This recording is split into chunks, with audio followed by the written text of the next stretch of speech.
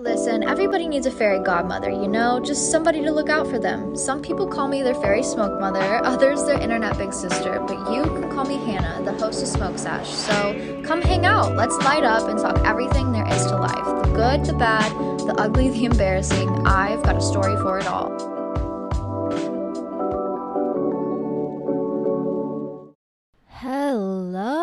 Hello, my sexy girls. Welcome back to another fun little episode of Smoke Sash. My name is Hannah, your host, and I'm so excited to be back with you all this week. You guys, I'm losing my fucking mind. I don't know.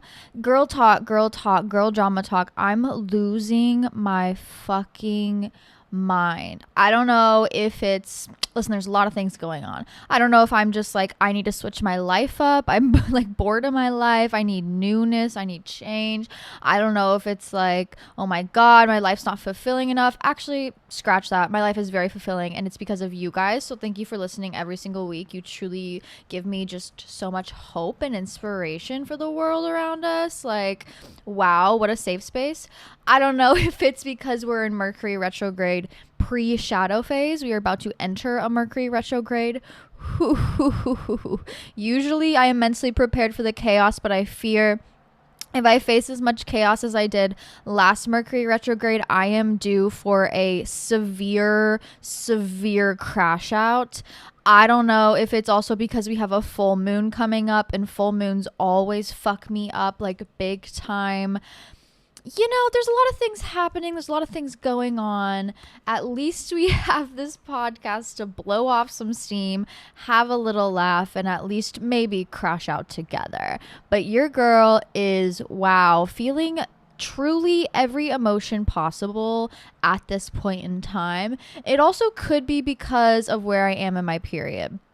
I sat down to get freak nasty with my boyfriend the other day. Okay, Hannah is one glass of wine deep. Okay, ready to go out to dinner, ready to have a fun little night off with my boyfriend. I'm like, you know what? Let's get the fucking out of the way early. Not me 2 minutes into this podcast.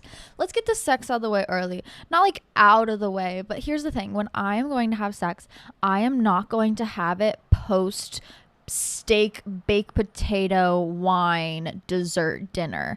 That's not happening. I fear I physically cannot fit anything else inside me.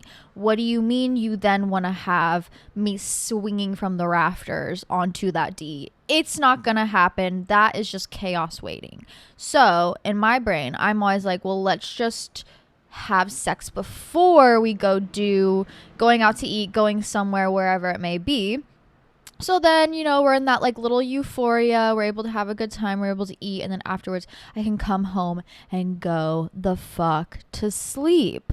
Well, we get into bed. We do our little thing. We have a good time. And I feel quite literally a pop. What, you may be asking? A pop? That doesn't sound right. Yeah, because it's not right. In fact, I genuinely believe I had an ovarian cyst rupture during sexual intercourse, because I stood up after sex and I was like, ooh, that was a little painful, but I stood up and genuinely felt my knees give out as if I was going to pass out on the fucking floor. And I have not had uterine pain like that since like I first started getting periods, where my cramps would be so bad I genuinely thought I was going to die.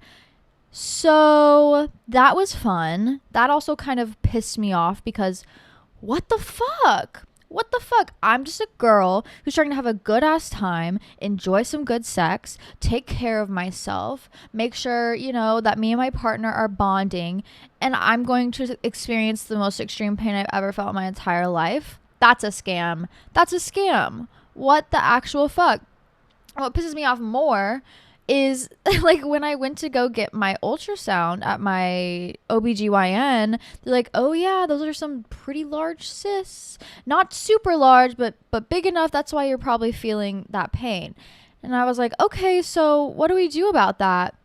Oh, nothing. They kind of just come and go. What do you mean? If men had a deal with fucking golf ball sized ovarian cysts growing in their ball sacks, there would be a procedure, a pill, a something, pain medication at the very least. But no, women, they're just like, I don't know, it's just gonna be painful. Good luck. Great. Thank you. So I'm also kind of a bitch right now because I've been trying to eat healthy. Oh, shit. Oh, that's the biggest way to make me a bitch. When I want a burger and I'm forced to eat fucking roasted cauliflower, I want to strangle everybody around me. But I fear that when I eat healthy, consequences of my actions, when I eat healthy, I do feel better and my ovarian cysts don't hurt as much. What the fuck? It's like when your therapist is like, are you working out? You should be working out. It'll make you happier. And you're like, no. And they're like, well, you need to work out. Ugh. Then you go work out and you do feel better. Oh my God. Something about adulting where it's like, as I grow up, my old really bad behaviors I'm slowly starting to replace with good behaviors, and not in the name of self-care, mostly in the name of spite, and mostly in the name of, if I don't do something, I'm gonna lose my goddamn mind. So it's like, instead of going out and drinking until I fucking die on the concrete outside of the club, I'm going to make sure I take my vitamins and drink my water and do my skincare routine at night. I'm like supplementing the bad with the good, kind of like a different addiction to self-care perhaps, because wow, I can't afford to live that lifestyle anymore. It was physically killing me, but also, oh my God, taking care of myself kind of sucks. It does make me feel better, actually. It really does. It truly does. I had my little chia seed yogurt pudding this morning, feeling good, having my little hemp milk latte. And yeah, I'm hoping that today turns around and I'm able to have a chill day. But my God, that pain was genuinely wowie, wow. Yep. Wow. Womanhood.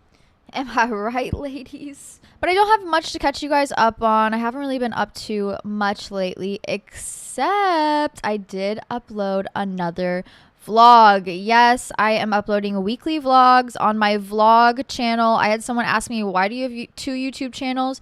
It's because I want one just for the podcast, and then I do want one just for the vlogs. I don't know, in my brain that seems right to me for some reason. So here, where you're listening to this on YouTube, if you are listening to it on YouTube, on Spotify, love you Spotify girlies, thank you for listening, and thank you for listening to the ads. It truly does mean the world. But on YouTube, my vlog channel is at Hannah Marlene 444. Yes, 444. And I just uploaded a cherry crumble recipe, basically a baked and baking long form cook with me chaos cooking vlog. It was fun. I had a good time. I did upload it early for the Patreon girlies. So if you do want to see the vlogs early, I usually upload them on Wednesday for the Patreon girlies.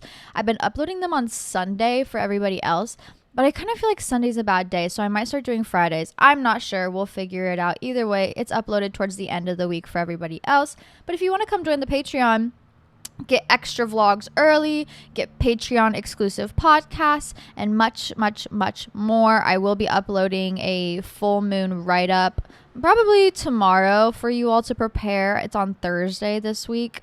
But yeah, we do a lot of fun things over there, and I love my Patreon girlies. They truly keep me running and functioning, and keep this podcast running and functioning, which is even better. Patreon.com/smokeseshotty.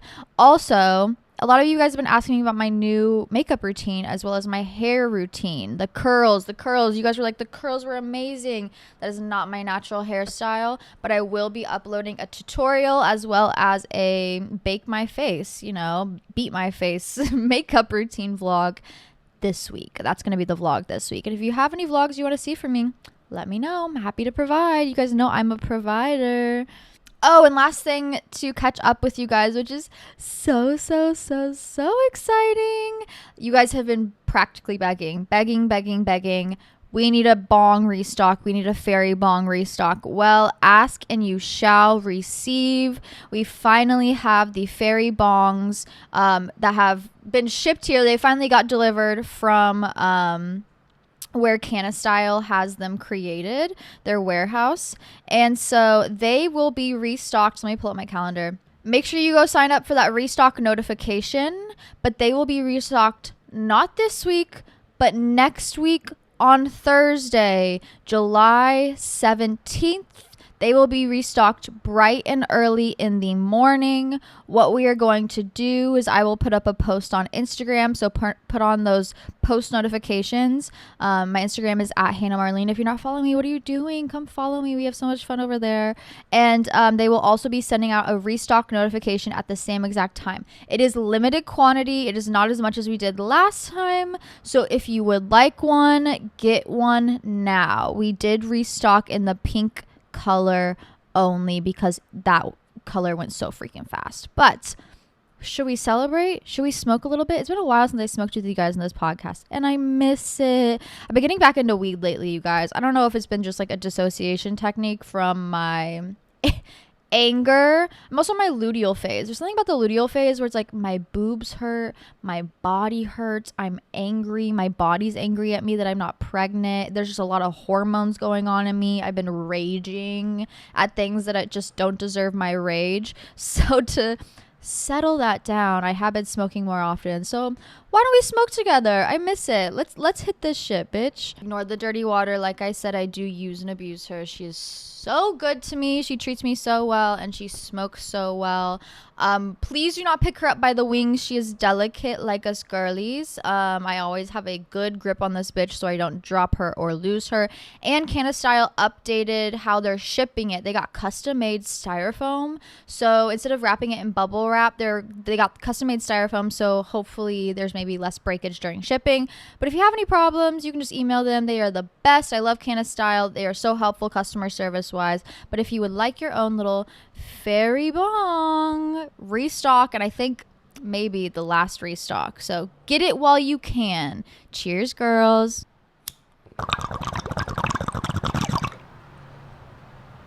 Like I said, I have been in big self-care mode. You know what? I might be so angry because I canceled therapy last week. I was busy. I didn't have time. But maybe I shouldn't cancel therapy. Noted. Anyways, whenever I just feel like, wow, down and out about the world and myself, like I said, I've been supplementing with self-care. So I booked myself a facial this week. I'm so excited. I'm trying to implement more activities into my adulthood life that get me excited and make me feel good about myself. So like therapy, weekly activities, weekly girls nights, facials, okay, maybe massages. Also pause. Can we talk Love Island? The girls have been practically begging. Can we talk Love Island? I was gonna host a Love Island night in Kansas City, but they're just so incredibly busy that it's like you don't even need an MC. There's people smushed in that building like sardines. But I went to Love Island night last week and I'll be going again today, Tuesday. Oh my God, girlhood. That is true sisterhood right there.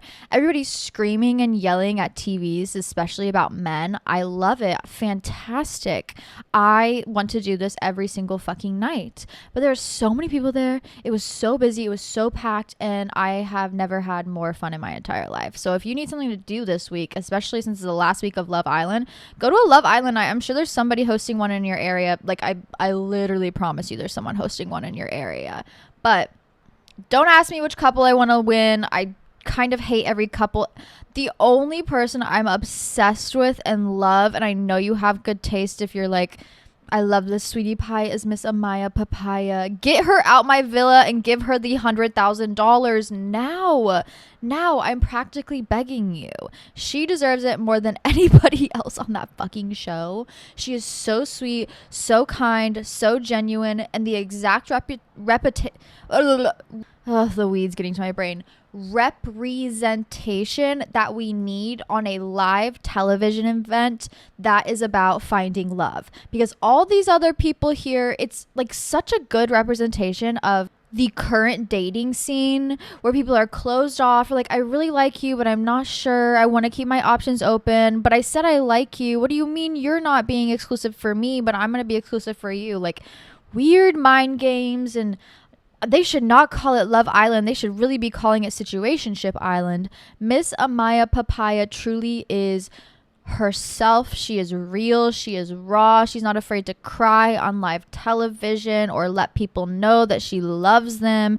And that's what we need in the dating scene. We need more of that. And I argue, if you are that girl, if you are in the dating scene you are yourself, you are a lover girl, you are actually looking for a genuine connection, don't let these crazy people get you down. Don't let the insane closed off men get you down, because you deserve that Prince Charming that's going to take care of you, understand you, see you, and support you for who you are. My sensitive girlies deserve the world, truly. And Miss Amaya Papaya is the winner of my villa if I was in charge. But we'll see. We'll see. Next week would be a fun recap.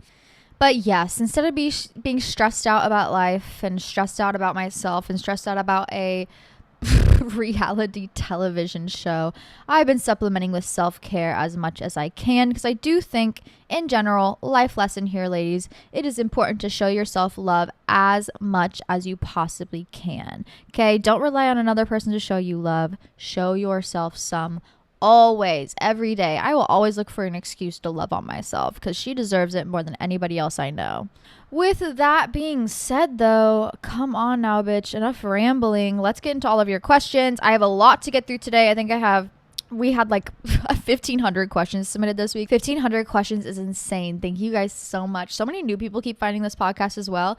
Welcome. Happy to have you. You joined at the perfect time. I'm uploading so much fucking content. So get your fill in, girls. But let's get into it.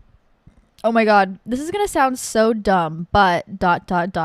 I'm so insecure about how my pussy looks ... No, not the sad emojis, girl. Don't be. I do think there's something to be said about, like, I talk about like awareness of your body, and I feel like when we're not just like aware of it in a neutral sense, then it's kind of like a jump scare. So like, if you're just not aware of what it looks like down there, sure, whatever it may look like could be a jump scare because you've never fucking seen it before. So I do encourage women to be aware of what they look like, but I do not think it should come from a judgmental sense. Ever. Genuinely, if that man, woman, whoever they are, is down there and not just happy as fuck to be down there, then they should not be down there. There is no way in hell that there are people down there like, oh my God, she looks weird, or oh my God, it looks weird. What do you mean it looks weird? It's a sex organ. Of course, it's going to look a little odd or weird. Duh, but that doesn't mean like bad. Hello. There's no bad pussies. There is no bad pussies. And I hate that there is even discourse online about people's sex organs, because that's like so fucked up. What do you mean there is discourse about what a sex organ looks like? That's crazy to me. Are you fucking kidding me? All pussies are beautiful. Put that on a t-shirt. My bush, my rules. I think sometimes we are our own worst critics, and it's very easy to nitpick small things about ourselves, but also that will turn you into a shell of a human being and an individual. And genuinely, the more you start to look at yourself from like a neutral and love viewpoint, the easier time you will have. But listen, my innies, my outies, my half and halves, my whoever you may be, I love you no matter fucking what. And here's the thing, I think if anybody is even near you down there, they should be on their hands and knees praying and thankful for even being able to get that close. Amen. Amen. Anyways, if you wanted to know what mine looks like, listen, I'm an outie girl. I'm an outie girl. It is what it is. Who cares? Who cares? If you're not going to spit and slobber on it. and go to town with that tongue, then I don't want you down there. And I don't give a fuck how it looks. As long as I'm comfortable. You know what? Actually, real talk here. You know the discourse that should be happening with pussies is why the fuck are people making bikinis with about 1 inch of space at the bottom? Hello? Even if you have the world's thinnest, teeniest, tiniest lips, there is still the possibility that you're going to get out of that pool and there is going to be a full lip hanging out. And that is spooky, spooky, scary. I don't give a fuck. It's been discourse lately about like, oh, there's too many asses on the beach. That is not a complaint anybody should be having. Listen, and if it's about the children aren't paying attention to that shit. They don't give a fuck. It's the weird ass adults that are sexualizing everybody around them. America has a problem, okay? But the real discourse we should have is not about the amount of fabric on the butt, but the amount of fabric on the pussy lips. Can I give a shout out to my friend real quick? Sydney Mary Bikini. She is the first like bikini that I've ever tried on that I was like, there's going to be no slip ups here. We're going to have a good time. The girls are safe and secure. There's not going to be a lip hanging out as I get out of the water or a jump scare for anybody out here. There is only comfortability going on. And I am so thankful for her for that. Shout out to my girl. She makes the best bikinis. But I have bought many a bikini in my life. I have bought designer bikinis. I have bought practically $350 bikinis. Ask me why. I don't know. I was losing my mind obviously and had my debit card in my hand. It is what it is. But just because that shit is expensive as fuck doesn't mean it's actually good or quality. And that goes with everything in life. But sometimes those expensive as fuck bikinis have the teeniest, tiniest little crotch area ever. And I'm like, girl, I make so much money. You can't spare a little bit of extra fabric. Not even like a couple centimeters of extra goddamn fabric here. Anyways, if we're going to complain about vaginas, let's complain about fucking the pussy area on a bikini. Hello. The girls need some room. They need to be comfortable. How to make new friends. I'm new in my area. I'm finding it hard. Love you. I'll go to Love Island night. Like genuinely. Here's the thing. To make any connection, the connection has to start with communication. I don't make the rules. It just is how we function as human beings. It is my best friend's birthday today. I love her endlessly. She is such a strong, sensitive Cancer girly, and her biggest, like, one thing that I really admire about her, and I think it's important to have friends that you admire qualities about them, but one thing that I really admire about her is she can make a friend no matter where she goes. And you know her recipe to making friends, like, she'll move to a whole different place. She's a travel nurse. She'll move to a whole different place. She's like, yeah, I'm hanging out with this girl this day. Oh my god, I met this person here. Oh my gosh, we're gonna go here. We're gonna have a good time. You know how she makes these connections? She's brave. She goes somewhere alone. She randomly strikes up a conversation with the girl next to her.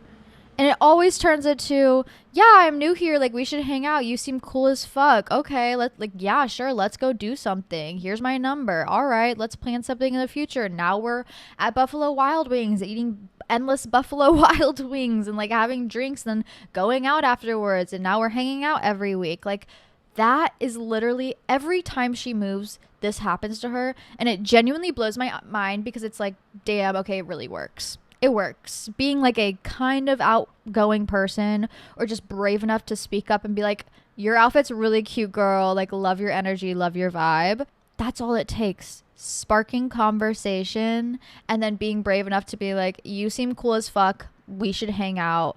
Not being weird, but like, I'm new here. I just need to make some friends. Let's do something. That's all it takes.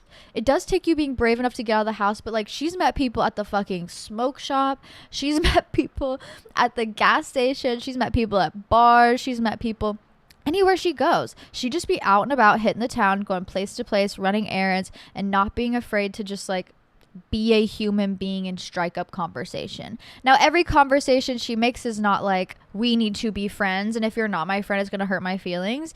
It's like, no, like, let me just interact with a stranger today.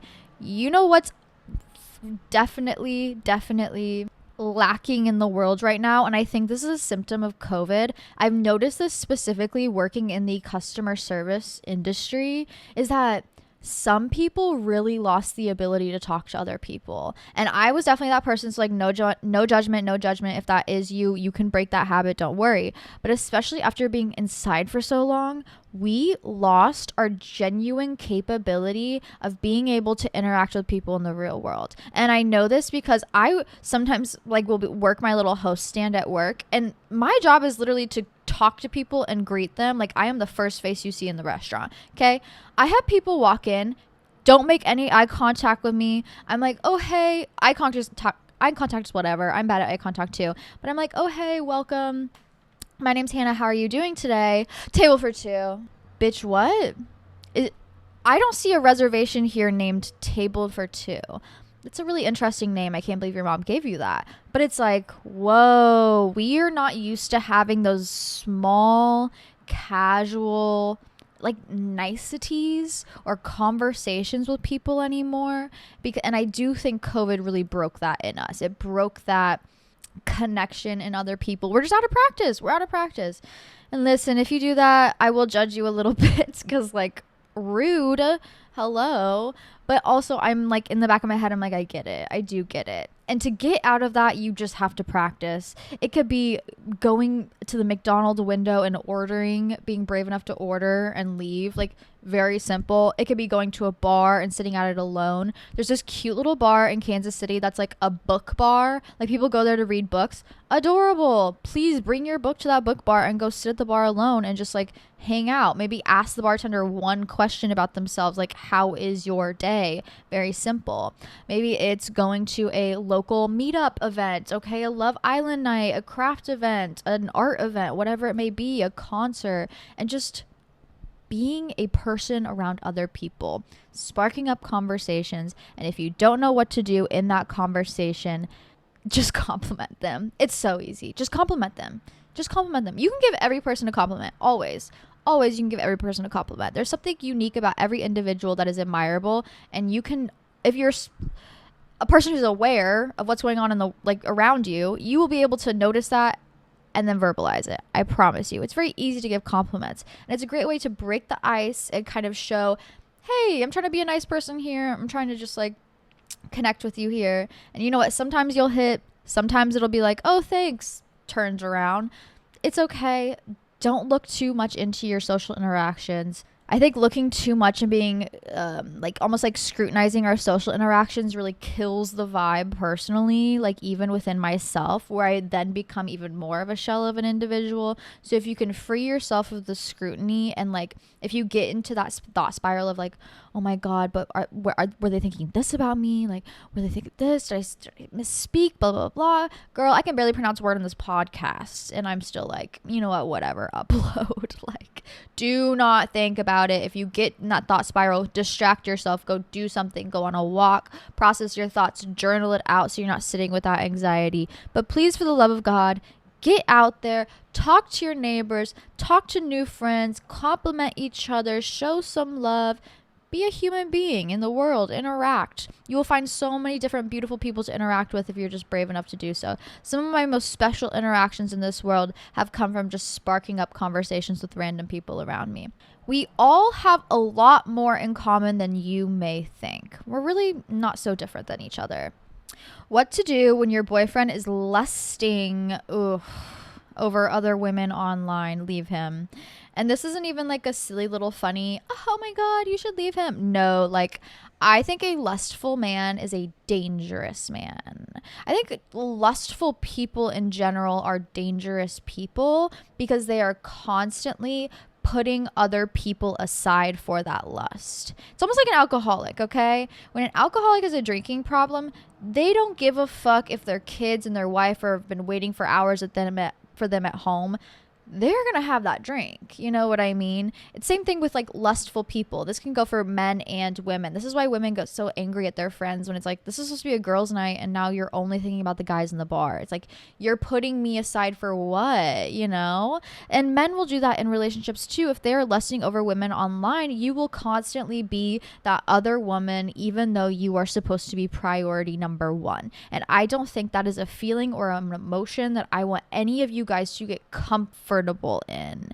Yes, it feels wrong for a reason because it is wrong. Okay? I think a lustful man will be a dishonest man. I think he will be a hurtful man. And I do not think he will be able to prioritize you in a way that will uphold a healthy relationship. And I do think, in my opinion, that is, I need to buy like literal red flags so I can wave them around when I want to. But that for me is a massive, massive red flag. And I don't want any of you guys to be in a relationship and be like, I'm not getting out of this as much as I want. And if you're not getting enough love out of it or attention, girl, those are the first two things that come with a relationship. You might as well throw the whole thing out, genuinely.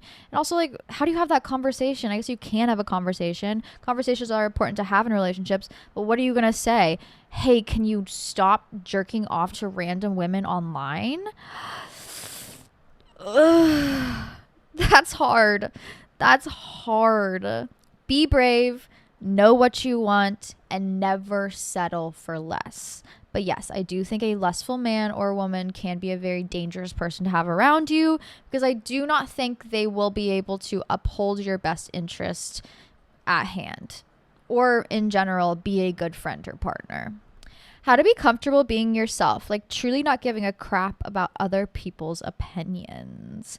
Okay, so I talked about this a little bit on the Patreon pod in a different kind of way, but we were talking about the idea of like surveillance states. Okay, we are the first generation to grow up with constant surveillance, and I'm not talking the cameras in the middle of the street. That's not what I'm talking about. I'm talking about iPhones taking pictures, videos, constantly uploading ourselves, constantly being aware of ourselves and other people, and consuming ourselves and other people. We're the first generation to really ever do this. Like, if you think about it, our parents' generation, every year there's probably a handful of people that were like newly famous, and that is it. Like maybe 10 to 12 new people a year. That's it. If you think about it now, it's like, oh my God, there's hundreds of thousands of different people that we are constantly seeing online. I don't think that in itself, the whole famous thing, is not necessarily a bad thing. But what I do think is a bad thing is the side effects that having a surveillance state is having on our brain, which means we are constantly thinking about ourselves in a third party perspective. And I think that could be really harmful. Like, girl, you are the thought police in your own head, and that is scary. We should not be policing ourselves this hard or being like observant of ourselves this much. And I do think it does have a detriment on how we interact with the world around us. This is a lot of the reason why I have like anxiety, or I have like performance anxiety. I have a hard time talking to people. I have a hard time making those friends or sparking up those conversations because of that overwhelming persistence of like, okay, but what is that third party thinking? What are they thinking about me? What am I thinking about myself outside of it? And we really need to pull that perspective down into our bodies again. I think I could say some usual things that I probably would say, which is, no one's thinking about you as much as you're thinking about yourself, or things like that. But genuinely, I think a real tool to help you with this issue of like overthinking yourselves and being critical about yourself, or even looking at yourself from someone else's perspective, is to really ground that perspective. Instead of viewing it from someone else or from that surveillance state perspective, look at it through your eyes for a change. Do you really give a fuck about what other people think about you? Do you really need to be paying attention to that? Do you really actually care about that thing? Should you actually be paying attention to that? Are there bigger things that you should probably be thinking about? I do think self-awareness is a valuable skill, but too much self-awareness will hinder you completely. Okay, you don't deserve to be critical of yourself. You don't deserve to have that, analyzing voice in yourself, to have a critic inside of you constantly. That is so just like debilitating and almost degrading in a sense. And I do think we should free ourselves from that. Now, I think it is important to also be aware of like where that criticism stands from. In the early couple weeks of The Artist's Way, you deal a lot with your inner critic and really pinpointing your inner critic. Where does it come from? Why does it stem this way? And like maybe who instilled it in me. Maybe it was like your third grade teacher. Maybe it was your mom. Maybe it was your sibling. Maybe it was a distant relative. Maybe it was a camp counselor. Who knows? But when we're children, we have that one person that kind of like snaps it into place of like, oh my God, someone was too critical on me, and now we have learned to be too critical on ourselves and breaking that within ourselves. Okay, releasing that criticism. And a lot of it comes from just like positive shame. There was this one journal prompt that I really, really enjoyed, and I think this is a great maybe homework tool for you this week. I love a piece of homework. Trust. Is first of all, think about who your biggest critic was when you were a child. You know, when they instilled that criticism inside of you that it's stuck with you since. Now, what you're going to do is write a letter to that person. You could mail it to them. That's not the point of it. But just like get a piece of paper and pen out and write a letter to them about why you fucking hate them and how much they suck and how much of an effect they've had on you in this life. It will turn that perception of like those critical thoughts from like, okay, these are things that I actually need to uphold and listen to like, no, bitch, fuck you. I'm not going to listen to that. I don't deserve to hear that. I don't deserve to be treated that way within yourself when you are critical or over analytical of yourself and your perspective. It's freeing in a sense. It actually is really freeing. And after that, I felt much more open to just expressing myself. And I do think it's a big reason why I was brave enough to like start therapy or really address those darker sides of me or maybe the negative thoughts that I do have. And also be brave enough to share more of myself, to release that inner critic and to be brave enough to do and act and just be myself. We deserve freedom to be ourselves without shame, without criticism. And it sucks that, you know, sometimes society sets us up wrong, or maybe somebody in our life sets us up wrong, and we then have to deal with the consequences of their actions. But one big thing that you will learn in adulthood is like, yeah, shit, that sucks, but it is our responsibility to make sure that we grow and we change and we become a better person from that we are able to heal ourselves, or else we're just going to perpetuate that cycle over and over and over again, and no one wants to be the bad guy in that world. So you might as well heal yourself. You might as well take that first step, address that inner critic, tell them shut the fuck up, I don't care about your opinion, even if it is like yourself, just a negative side of yourself, and then reinforce it with some affirmations, with some self-love. Like I said, I've been a big bitch lately, and it's like, I think sometimes the biggest bitches need just a little bit of love to even them out. You know what I mean? But yes, free yourself from criticism, free yourself from overanalyzing. You don't deserve to live in a surveillance state. Remove the mental cameras of your brain and allow yourself to live and to be. How much weed is too much weed? I don't know. I'm getting older, so my perspective on weed is completely changing, because I think back to when I was younger and I would be able to take dab after dab after dab after dab every day. Do I think it had a positive effect on my brain? No, not at all. But also it was like, I was young, I was crazy, whatever.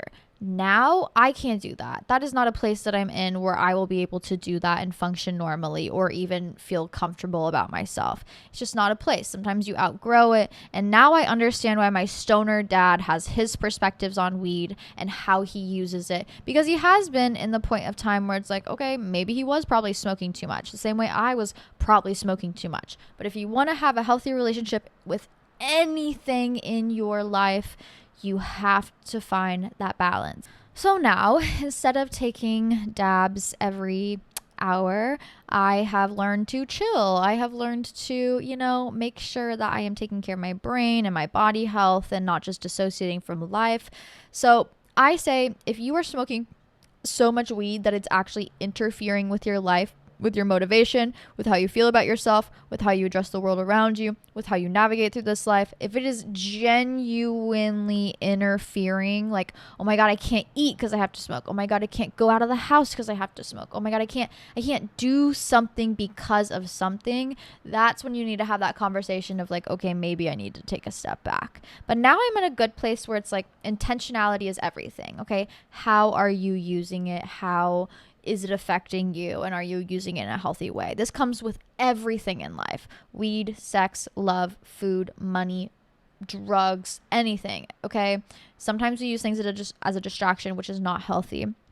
And we need to be brave enough to question ourselves and ask ourselves, is this benefiting us, or are we doing this as a hindrance? So now, instead of being like, oh my God, I need to escape this world, I need to smoke, sometimes, okay, sometimes a girl has a day, but most of the times not. I'll be like, okay, I'm going to use it to wind down and chill at the end of the night.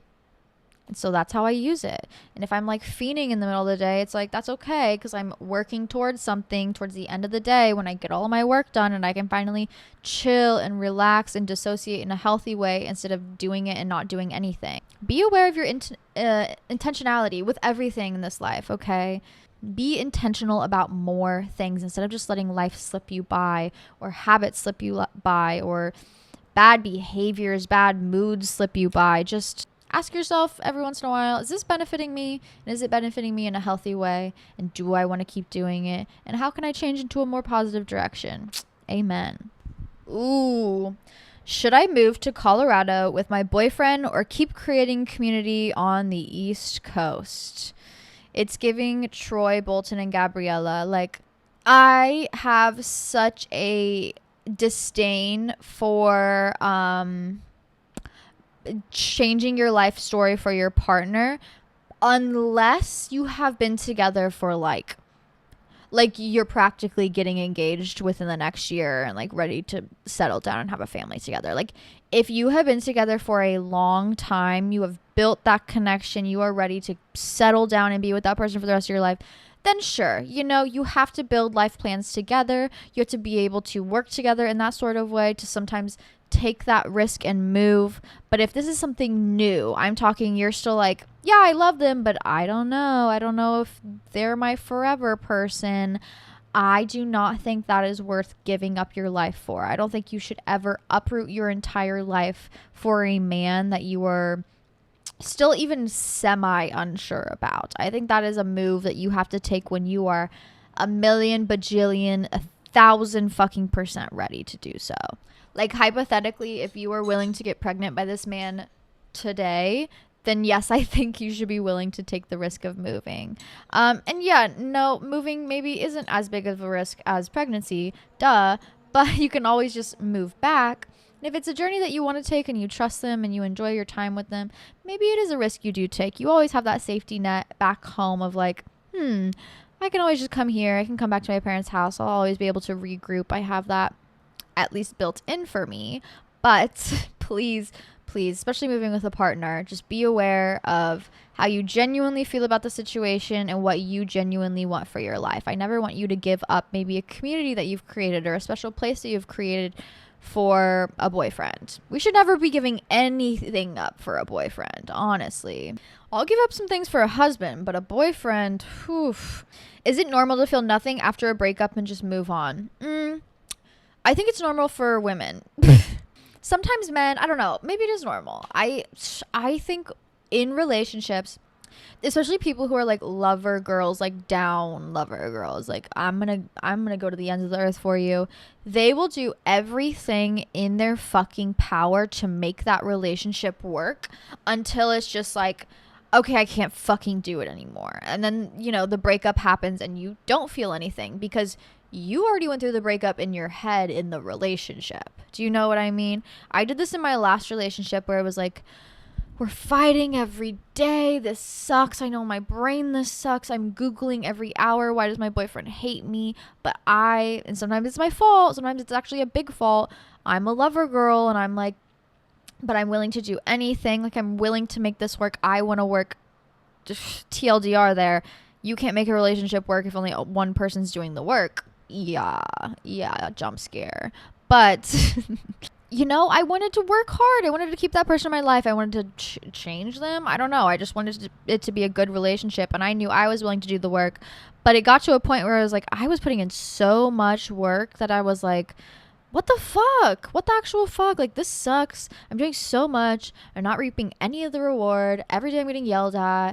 Every day I'm getting demeaned in some sort of way. Like, this is shitty. I'm doing so fucking much. And you do kind of have that breakup moment in your head where you do start falling out of love with them towards the end until someone just finally calls it quits. Usually I find that it's the person who does the breaking up in their head to call it quits before the other person. But yeah, I do think it can be normal depending on the relationship you're in. And if you know what, you gave it your all and you ended up going through that breakup in that relationship and then you broke up and you feel nothing, at least you tried, bitch. Okay? Who can blame a girl for trying? Ever.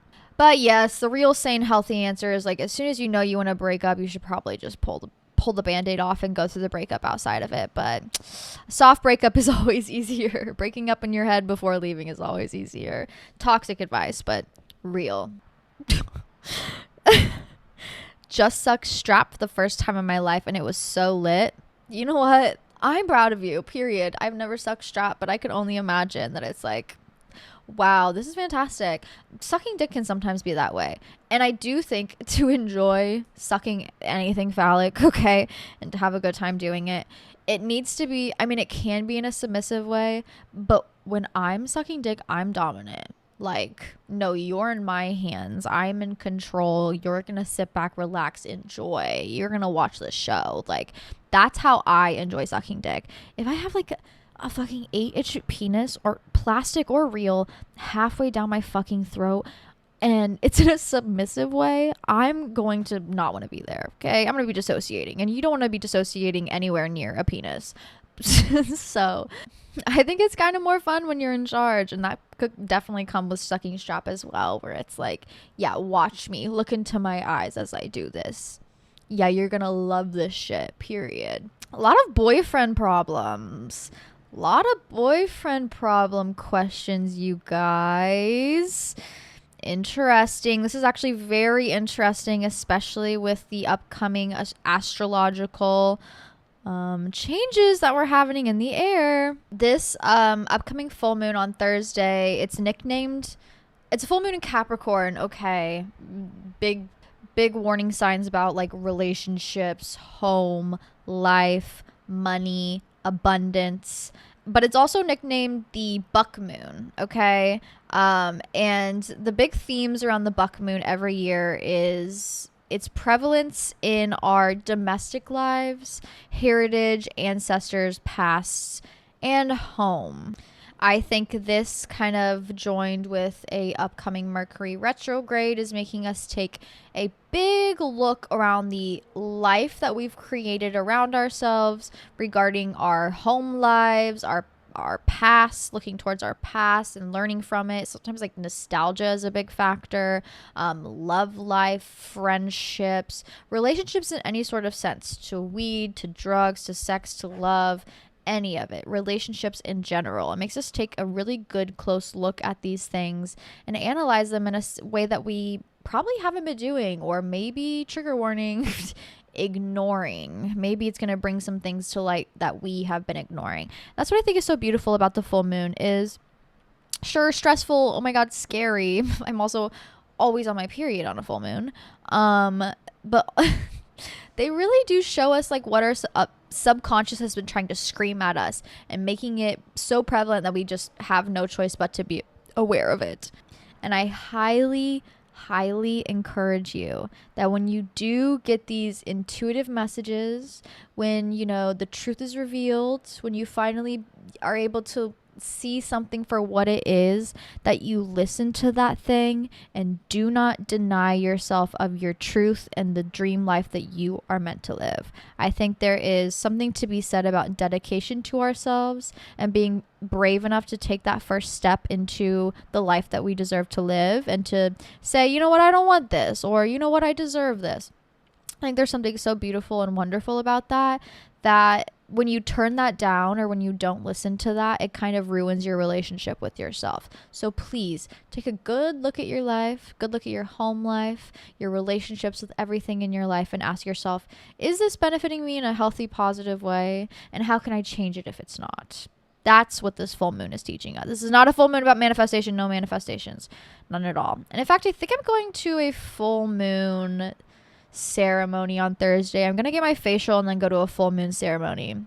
Girls' night. It's truly gonna be an amazing girls' night. But if you want the full write-up, I'm gonna do a full write-up on this upcoming full moon, and also I'll probably include some spell work if you're interested in doing it on the Patreon, patreon.com/smokesashadi. But yes, Someone asked role play question mark question mark.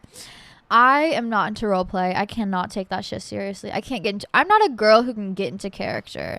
If I am a character, it's like silly funny character. It's not sexy. Yeah, I'm here to take your blood pressure. Yeah, I'm here to be your teacher. I don't know what people role play. I'm not into role play. I've never been into role play. I've never tried role play. But I don't think it's something that I could like physically get into seriously and be able to be sexy fun during it.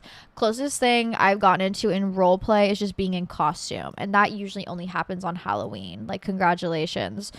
You get one night a year, have fun. But no, I'm not a role player, and I wish I had more advice for my role players out there. I would say commit to the bit. Absolutely. You know, don't giggle during it. That would be my problem. That's why I can't do it. And listen, the bedroom is for fantasy play always. And if that's your cup of tea, if you like to dress up, if you like to role play a little bit, then absolutely. I mean, whatever safely gets your rocks off, go ahead. Be my guest. But me personally, that is not the kind of fantasy that I am bringing into my bedroom. I cannot play that fantasy. And I'm just not a good actor. If I was a good actor, I'd be on a stage right now. I'd be performing. I just truly am not that girl. Oh, this is an interesting question. I was wondering if you have pet insurance. I'm thinking about getting it for my 2 cats. Someone also asked for a Danger update. Danger is doing good. We are doing well. It's been 3 months post-op, so like, I think we are in the clear. I have never been more aware of his bowel movements in my entire life because, oh my God, I didn't realize that could happen at all. But let's talk about pet insurance. I spent over that course of like 5 months at the very least, $5,000. Yeah. Yeah. Yeah. And you know what? I would have paid more if it meant that he was comfortable and happy and able to live his life. The funny thing is, when I first moved him in here, I was then at night like, oh my God, what if something happens, like spiraling? So I bought pet insurance that night. I was like, fuck it. Why not get it? It's like, I think it was $50 a month because he is older. He just turned 13. And we'll get into why that is more expensive. But I bought it and I was like, okay, I have pet insurance. I have it. It's just like a monthly reoccurring payment. Cool, whatever. You know, peace of mind is everything. And then my brother came into town, and my brother is 10 years older than me. So he has kind of like achieved almost like a decade more of adulting than I have. So whenever I have questions about like, am I adulting correctly? I always ask him.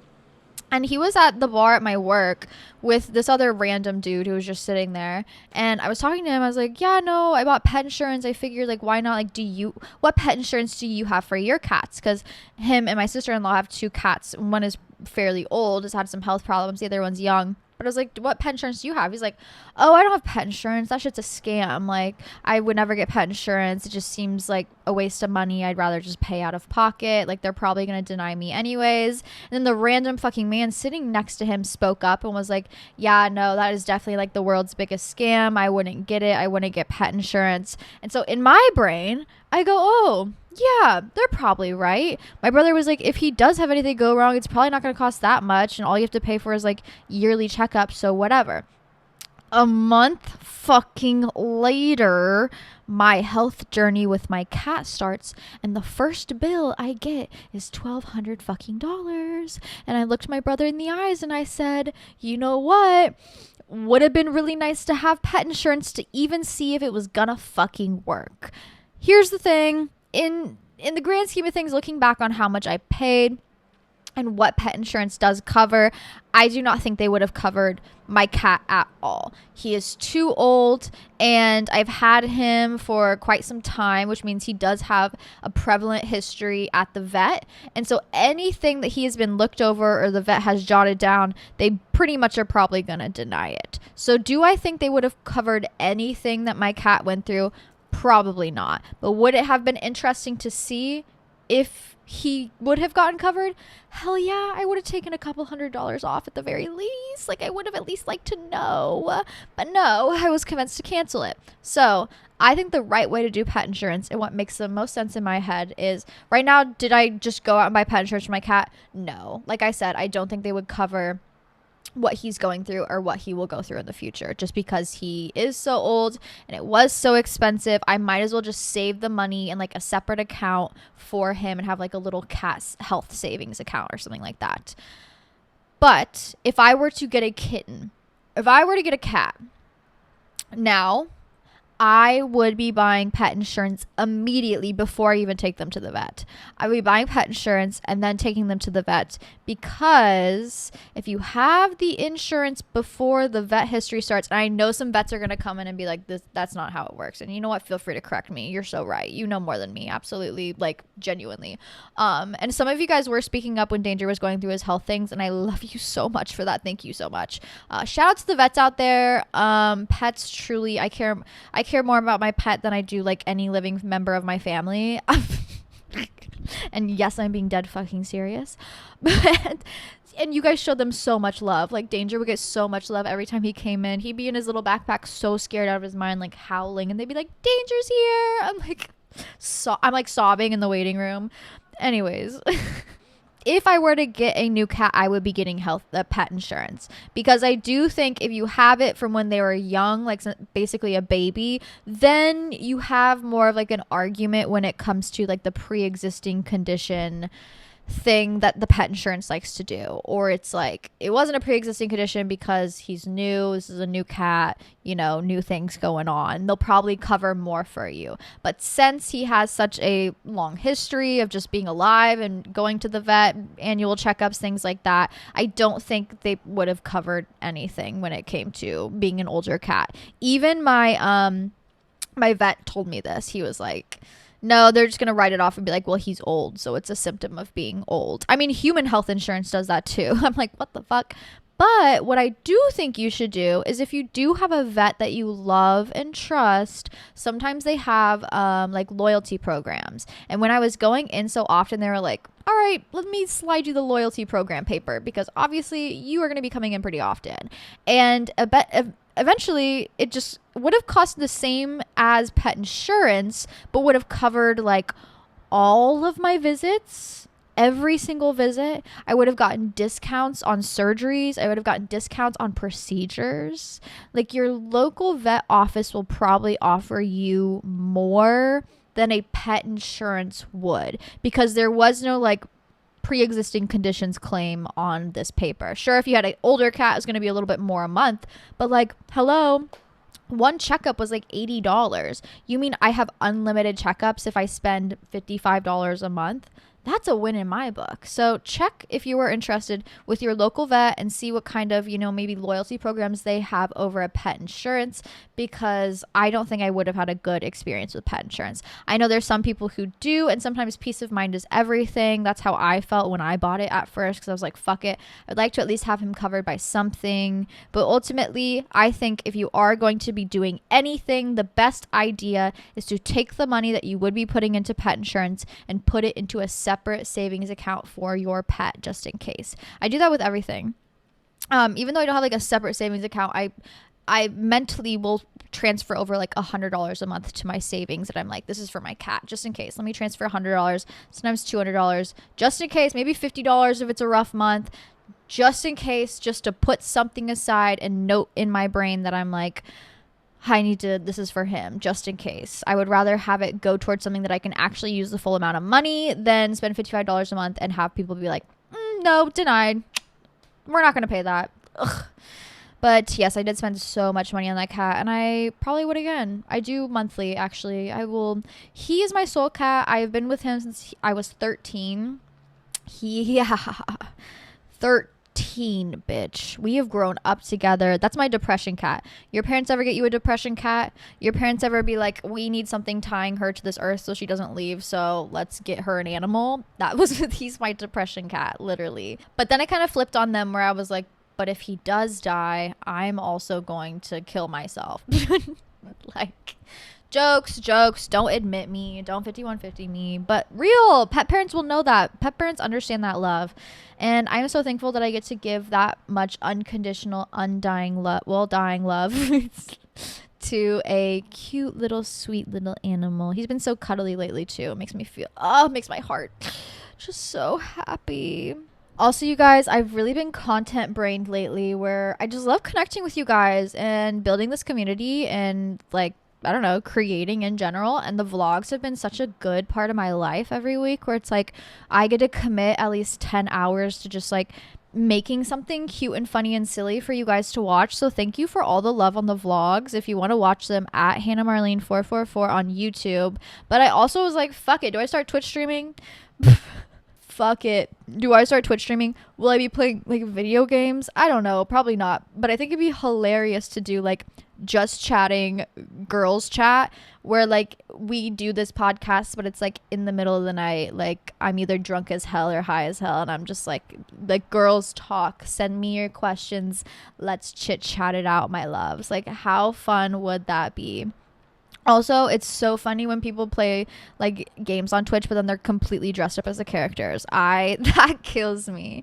And I do love video games. I do think that I don't know, like I'm jealous my boyfriend can just get on and game for like 2 hours every night. Like I kind of miss doing that. I used to do that a lot when I was a kid because it was the only thing me and my brother would like bond over, especially him being older than me. I'd be like, okay, let's sit down and play The Last of Us. It's like, okay, was I allowed to play? No, but I would watch him play the entire game, like whatever. But I don't know. I'm just in the mood to put out more content and create more with you guys and connect more with you guys. So if you're interested in anything, literally let me know. The world is yours. I am here for you, truly. How do you keep your nails so healthy with getting them done a lot? Have a good nail tech. Yeah. When I was going to like and I don't mean to hate on the local nail salons. I really, really don't. But the care and quality that they were doing to my nails was not there. It was not there. I mean, they want you in and out in an hour. And now I have a nail tech that at minimum takes 2 hours to do my nails. And the quality and care completely shows. If you need inspo, at Nails by Meg So. Yeah. And I guarantee that there will be like somebody in your area that does nails. It takes some time to kind of like look around, scour Instagram, but I ended up finding my nail tech because like a high school friend of mine went to them and I was like, oh, interesting, let me start going. And she just does it from her house. The quality and care is better than it ever has been. Never once has she shoved something under my nail and popped them off. She soaks those bitches off. If they're not ready to go, she soaks them for longer. She's very gentle when it comes to like buffing out my nails. When I found like at a nail salon, they would shave off like 8 layers of the top of my nail. She's like very soft and gentle about even buffing the top of my nail. She barely buffs them. She mostly buffs the fake nail. And then what I do is I do Gel X. I used to be an acrylic girl for life. I find Gel X to be much more favorable on my nails, not as harsh and not as stripping. And they're so much easier. She just glues that bitch on, secures it, and then paints it. It's fantastic. She is so good at what she does, and my nails have never been healthier. They grow so freaking fast. That's really just because of the amount of protein I eat. But yeah, care and quality is there. And if you're interested in like my nails, the girls have been begging. I get like at least a DM a day where it's like, I need to see, like, I want a nail highlight. So I made a nail highlight on my Instagram. You can go back and see all the nails I've ever had and the different styles. So if you need some nail inspo, go check that out at Hannah Marlene. But yes, quality and care is everything when it comes to your nails. Finding the right nail tech is not easy, but it is worth it. Also, she's so fucking cute. I had my Labubu and I was showing her my Flabubu, my La Fufu, whatever you want to call it. I don't care. I love him either way. I don't care if your Labubu is fake as long as your heart is real. Anyways, she was like, does he want a tooth gem? She's like, it'll take 5 minutes. She gave him a little tooth gem. So freaking cute. Not her doing custom Labubus. I was like, girl, get a stall at the farmer's market now. People will be bringing you their Labubus for surgery every 10 seconds. Like, if it takes you 5 minutes, girl, you should be setting up a booth, get that money. But she's so freaking sweet. And yeah, like I said, finding the right person is not easy, but it does make it worth it for your health and quality. Oh my God. Someone said yes and ended up in a millionaire's basement that had a bar and bowling alley. Oh my God. I wasn't sure if that was going like a kidnap route or having fun route. You know what? Happy for you. This is what I mean by like say yes, Summer. Make sure you are safe. Safe girl, Summer, if anything. Like, hello, get a taser, buy whatever you need. Make sure you're sharing your location with people. But like, yeah, if the risk isn't there and you're just like, do I have a good time or go home? Have a good time. Like, that's what you should absolutely be fucking doing. Definitely. I love my boyfriend, but he keeps accusing me of things I haven't done and I don't know how to prove it.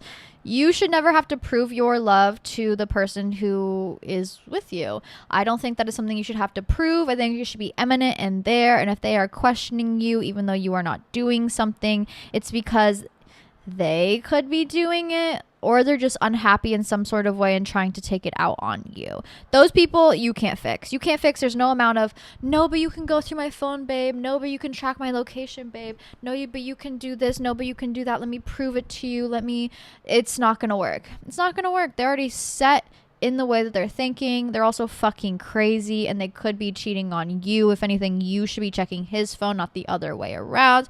That's not a relationship I want you to be in. You should not be in a relationship where you're having to prove your innocence constantly. Your innocence should always be assumed by the person who loves you, period.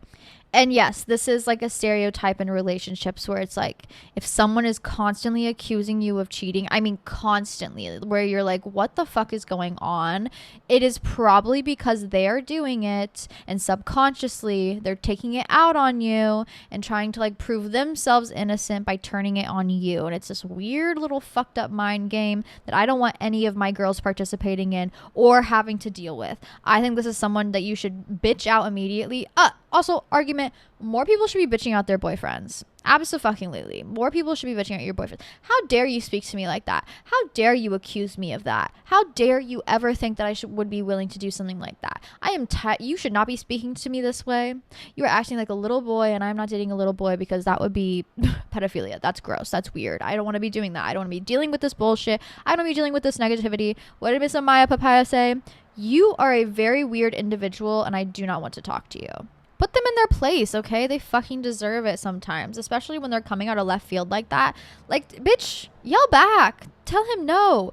Absolutely not. How dare you think this way of me? You know what? If you're going to think this way of me, maybe we shouldn't be together. You know, if you're going to constantly be accusing me of cheating, maybe this isn't a relationship that's healthy for us.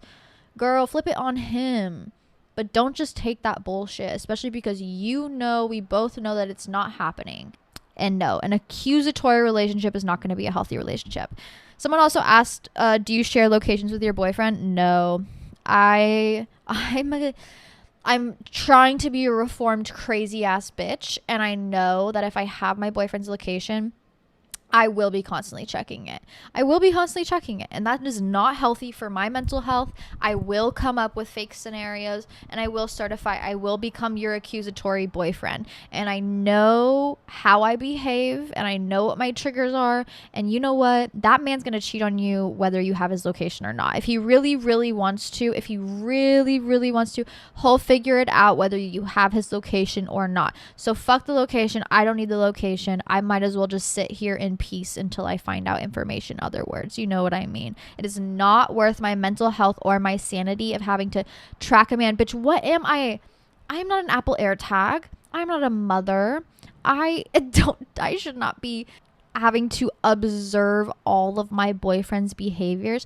There should be that level of trust there where it's like, you know what, what's going to happen happens. And I trust myself to hopefully choose a partner that is good. Sometimes, they really throw you out of left field and come out as a horrible, awful human being. Sometimes that happens. Yes, but you can't take precautions against that other than seeing red flags for what they are, trying to pick the best partner. And sometimes they still do whatever the fuck they want to do. So when they do that, you have to leave. But always the truth is revealed. So if you are somebody who is constantly worried about cheating, the truth is always revealed. Trust in that. You might as well protect your peace of mind and sanity. I do not like locations because, like I said, I become a crazy ass fucking bitch.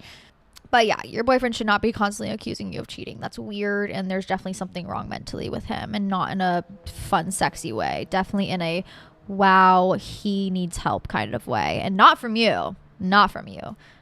Probably from a licensed therapist who is going to be paid for that work. And you, for a fact, are not a therapist. You should never be a therapist for a man. Ever.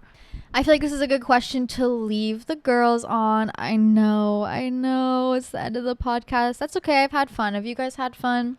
Hopefully you have. But especially with the full moon coming up and kind of putting a magnifying glass to all of our relationships in our lives, to everything around us, to ourselves, to the people we love, to any sort of like food, sex, weed, drugs, alcohol, whatever it may be in your life, the magnifying glass is there, and we are being forced to take a real raw look at our lives. Someone asked, how do you know what is intuition versus what is anxiety? How should I be listening to my gut?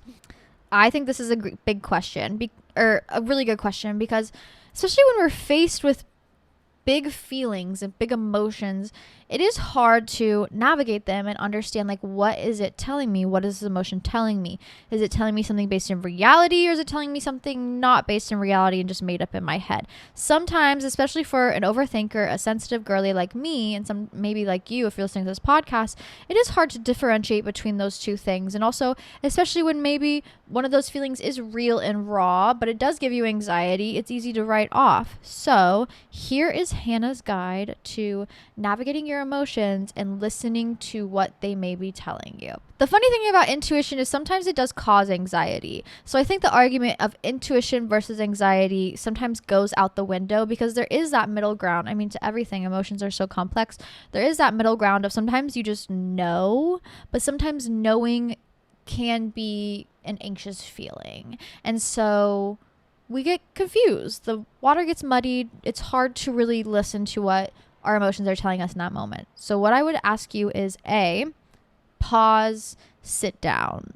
Whatever big, overwhelming feeling you are coming to realize or having a conclusion over, I think it's important to break out a place to work through this feeling, whether it's in your notes app. I don't know if you're a notes app girly or if you are a pen and pencil paper girly where you are sitting down and writing it down. Either way, you need a place to sit and focus. If I'm trying to work out my emotions in my head, that shit's going to go out the window. I'm going to forget about what I'm thinking about 3 seconds. So have a place to focus, to really hone in on your emotions and your mind for a minute. You deserve that commitment, okay? Next, like I said, what are you feeling? Okay, start with the tagline. What are you feeling?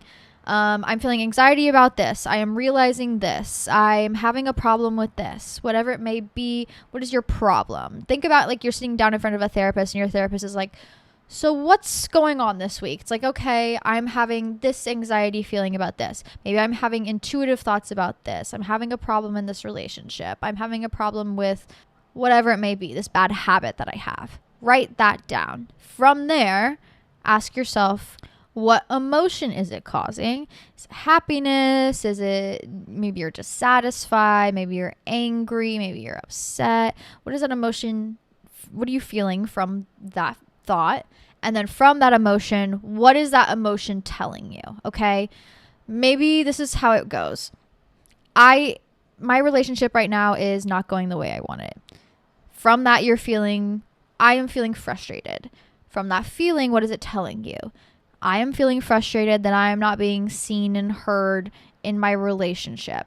And then from that, you have to figure out the solution. Cause, feeling, effect, solution. Maybe the solution is I need to speak up and communicate to my partner more often. Maybe it's I am not being heard in my relationship and I maybe need to address that with my partner. Maybe it's whatever it may be. What is your solution? This is a real way that you can work through these feelings instead of just labeling them intuition versus anxiety, because sometimes the water gets muddied and it's hard to actually work out what is intuition versus what is anxiety. Now, I will say generalized anxiety, not based in reality. Good question to ask yourself. Is this thought and feeling actually based in reality? You know, are you unhappy in your relationship but you're making yourself unhappy, or are there real factual reasons why you're unhappy? If you're just making it up, girl, you are just causing yourself more anxiety. If it is not based in reality, if there are not facts to back it up, you are just making your life hell on earth, and you don't deserve to make more chaos for yourself. You should not feel so chaotic within yourself. And sometimes we do stress ourselves out a little bit too much. I feel you on that, especially when it comes to my cat health. Like, Googling symptoms, not good. Stop stressing yourself out. Stop making things up. But when it comes to intuition, or maybe in the whole example I'm giving, your intuition is telling you this is not the right relationship for me. I'm not feeling heard in my relationship. It's making me frustrated. Maybe I need to communicate more to my partner. Or maybe it's I have communicated to my partner. He's not listening. Now intuition is telling you maybe it's time to leave. And intuition will always feel like meditation in that sort of way, where it feels still within your body. Your body feels still. Your body feels understanding. It feels like truth. It does feel like truth within you. Anxiety does not feel like truth. Anxiety feels like you're full of fucking bumblebees buzzing around and bouncing around, like you're shaking like a little chihuahua. Anxiety does not feel still within your body. Intuition does feel still within your body. But work through those emotions, babe. Listen to what they're telling you. Listen to how you're feeling. Process them. But yes, pay attention to also the reaction your body is having. Is it giving you anxiety? Is it not based in reality? Is it causing your body to feel frantic, to feel practically vibrating with stress? Or does it feel calm within your heart? Sure, maybe it's anxiety inducing, it's difficult to realize things sometimes, but does your body feel still? That's how you can kind of navigate those emotions and those feelings. But I love you all so much. So show yourself a little bit of self-care this week. Go out there. Go put yourself out there. You deserve to be seen. You deserve to be heard. You deserve to make good friends, to make good connections in this life. Sometimes it just takes a little bit of bravery to listen to your heart, to listen to your head on what you deserve, on what you desire, to go out and fucking get it. We only get one life, bitch, and you better never deny yourself of anything that you truly desire and need in your heart, okay? Listen to your intuition. Listen to your gut. Listen to your mind. It's telling you what you need to do. Sometimes you just gotta ignore the random excess thoughts you might be having and just take that first step forward to put yourself out there, to get out there and to live life. But with that being said, I love you all so much. So much content coming out. I put up like a hot dog recipe last week. I also posted my cherry picking pictures. I'm posting the popsicle recipe today and much, much, much, much more. I think I'm going to do my curly hair tutorial as a reel on Instagram because it's very simple. And then vlogs are out on YouTube at Hannah Marlene 444. I will be doing a full bake my face with me makeup routine vlog this week. If you want to see it early, join the Patreon, patreon.com/smokesashshoddy. I do also have extra Patreon only podcasts every week where I answer every single one of your questions. And if you don't know where to submit your question, Instagram at Hannah Marlene. You can DM it to me there, but also I upload the questionnaire every Sunday for 24 hours so I can stay in tune with the girls and how they're feeling. But with that being said, stay sane, stay sexy, and I'll see you all so soon. Mwah!